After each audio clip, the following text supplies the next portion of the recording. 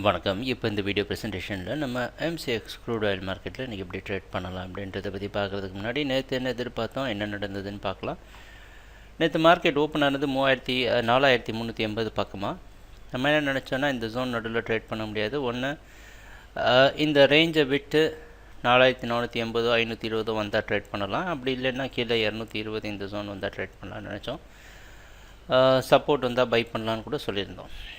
Price open ஆனதுக்கப்புறம் ஓரளவு சரிவு கொடுத்து 4320 வரைக்கும் வந்து 4375 மேலே போய் க்ளோஸ் ஆகிருக்கு. நேற்று க்ளோசிங் ஓப்பனிங்கை விட அதிகம், முன்னாடி க்ளோசிங்கை விட அதிகம்.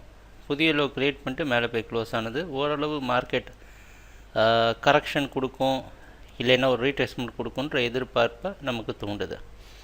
இன்றைக்கி மார்க்கெட் 4400 ஓப்பன் ஆகிறதுக்கு வாய்ப்பு இருக்கிற மாதிரி வெளிநாட்டில் இருக்கிற ஐமெக்ஸ் மார்க்கெட் வச்சு பார்க்குறப்ப தெரியுது.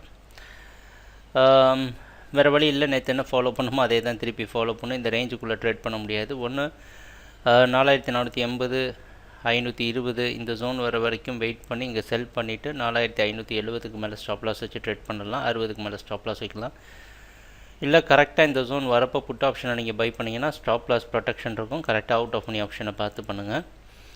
இல்லை ஓரளவு மார்க்கெட் அந்த ஜோன் போகாமே கீழே விழுந்துருச்சுன்னா 4200 இந்த ஜோனில் மார்க் பண்ணிட்டு பார்த்தீங்கன்னா இந்த சப்போர்ட்டில் பை பண்ணிக்கலாம். பை பண்ணலாம். மேக்ஸிமம் கீழே 4200 இந்த கான்ட்ராக்டில் நம்ம எதிர்பார்க்குற லோ. சரிங்களா, இந்த 4200 தான் இந்த கான்ட்ராக்ட் நம்ம எதிர்பார்க்குற லோ. ட்ரேடிங் நடக்கிறப்போ பார்ப்போம் என்னென்ன மாற்றங்கள் வருதுன்னு எங்கள் வீடியோ ப்ரெசன்டேஷனை தொடர்ந்து பார்த்துட்டு வந்ததுக்கு மிக்க நன்றி, மகிழ்ச்சி, வணக்கம்.